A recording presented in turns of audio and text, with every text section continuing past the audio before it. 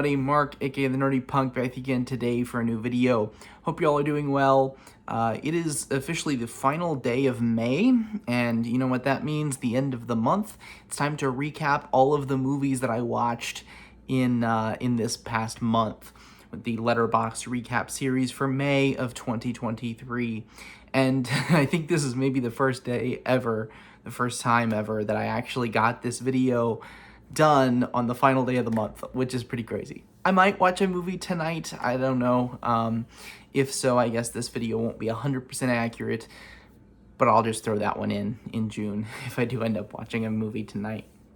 So, without further ado, let's just get into it. I watched 11 movies. Some of them are comedy specials. I counted them as movies because they sort of are. They have entries on Letterboxd, so I felt comfortable adding them in as movies. So we're going to go through the 11, which is pretty good for a month. You know, when I'm working coming up here in June and July, I have vacation time. So I should be watching probably a lot more in a given month.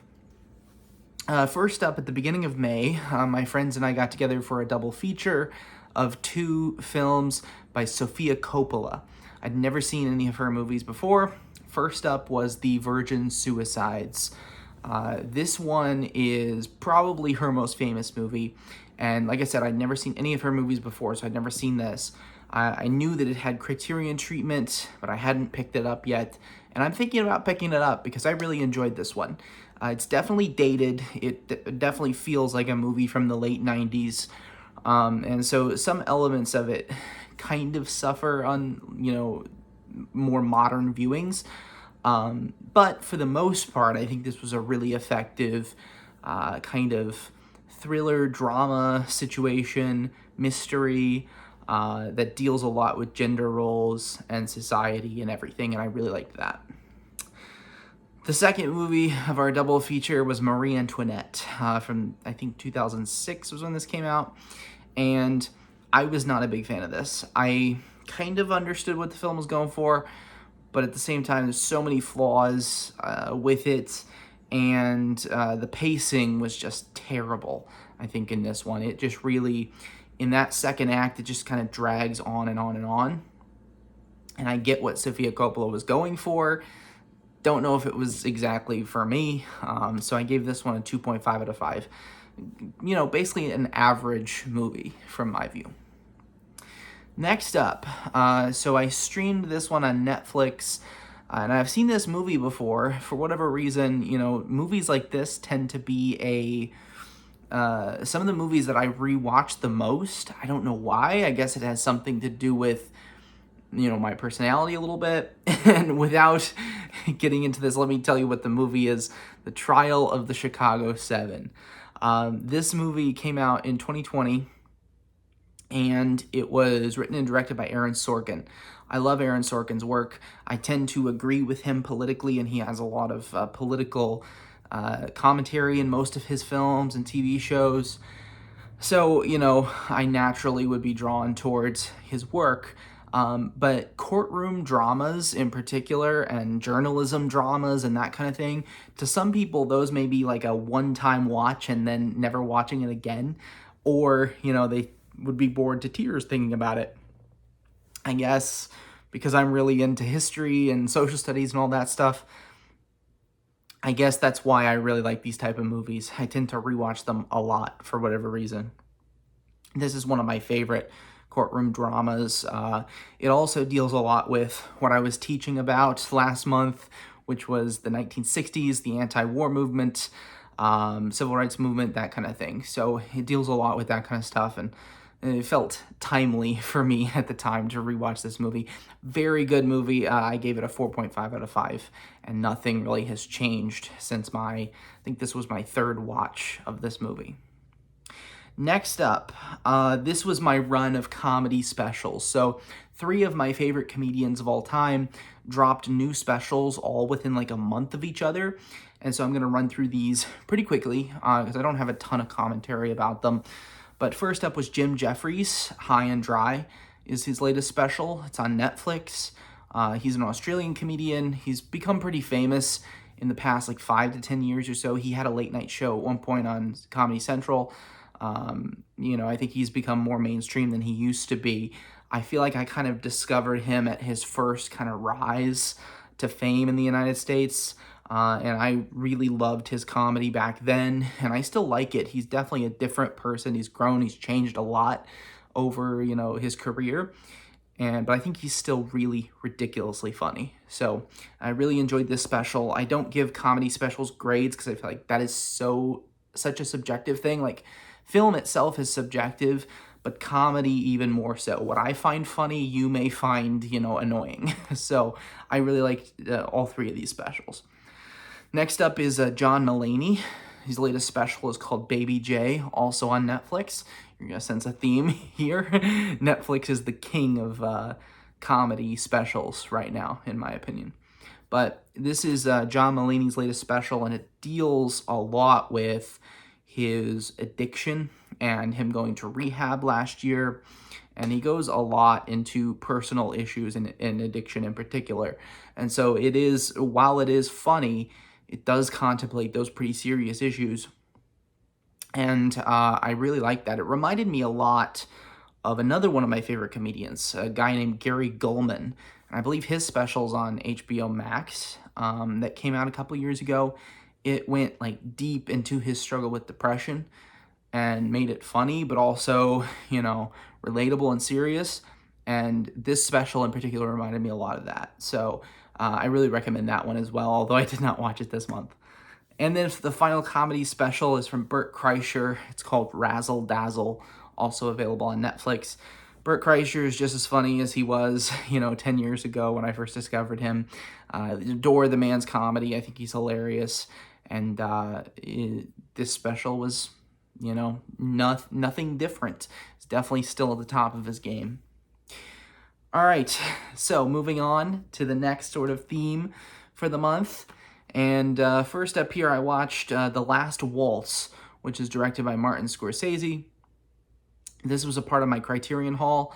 Usually, you know, I'll buy Criterion movies, and then it'll take me like an ungodly amount of time to watch them. This time, I actually watched 2 of them already within a month. That's pretty great for me. I really wanted to check this out, and ever since I watched this, I've been listening to the album of the live concert here. I've been listening to that album over and over again. It's so good. This is a documentary about the final concert of the time for the band, which was a folk, roots, rock, country-leaning band from the United States and Canada back in the 60s and 70s. And if you've never checked them out, they are like severely underrated. I can't believe it took me this long to listen to a lot of their songs. There may be a couple that I heard before, but I didn't, you know who did it. So for the most part, this has been my first experience with the band, and I love it. It also has a lot of other great musicians in it, like Neil Young and Neil Diamond.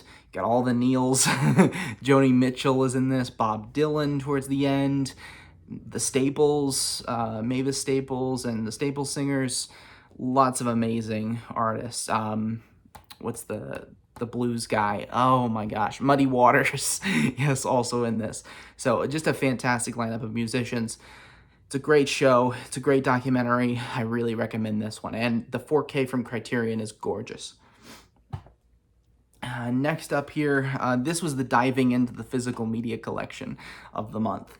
I watched Pulp Fiction, which is one of my favorite movies of all time, and I've seen a dozen times probably.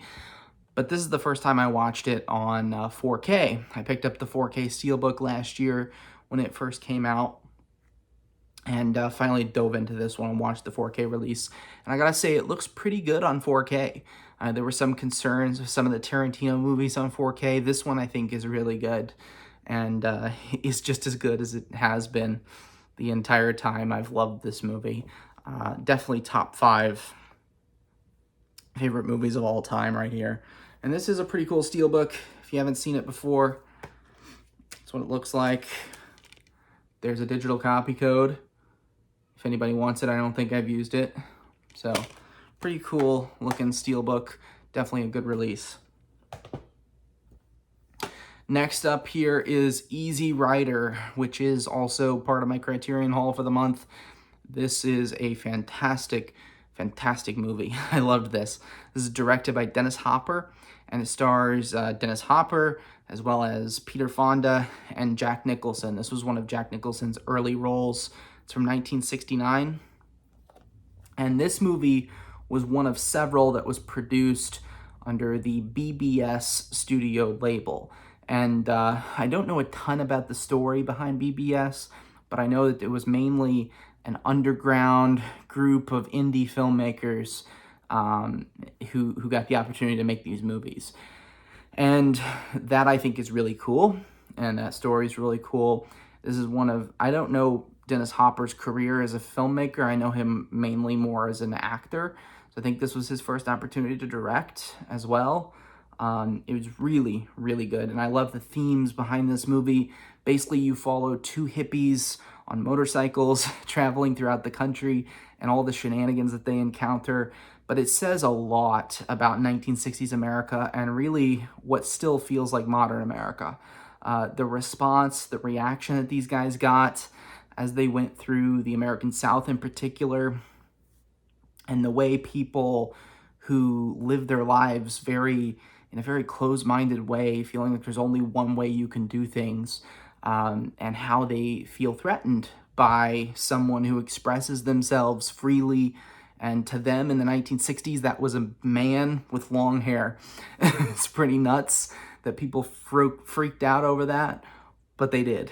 And I think this movie does a really great job hitting that theme on the head of freedom and expression of freedom in that particular way, and really kind of encapsulates the 60s counterculture movement in a really brilliant way, with a fantastic soundtrack behind it as well. And then the final two movies here that I watched for the month, I dove into my Stanley Kubrick collection. So I have several of Kubrick's movies on 4K. I hadn't watched any of them in full until this past month. So the first one that I watched was Full Metal Jacket. I've heard a lot about this movie. It's a Vietnam War film, and I've heard, some of the iconic lines before I actually watched this movie. But I heard this was kind of a comedy drama type thing, and definitely a black comedy, but there is a lot of humor to this movie, and I think it uses humor as a way to drive home its point. There is a point to this movie, I think. I know Stanley Kubrick has made 2 war films. From what I hear, Paths of Glory is a very different take on the anti-war message, but I still definitely picked up on it here. I felt just a tiny bit underwhelmed by it, considering its just amazing cult-like status.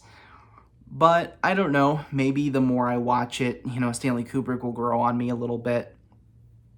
There's no doubt that he has an incredible talent, and was definitely a perfectionist in every sense of the word. But I really enjoyed this. Very memorable characters, some memorable lines. It is kind of intense on purpose, and I thought it was really good. And then finally, the final movie, 2001: A Space Odyssey. I finally watched this. I don't know how you can consider yourself a movie fan like I did without watching this movie, but nonetheless, that has been rectified.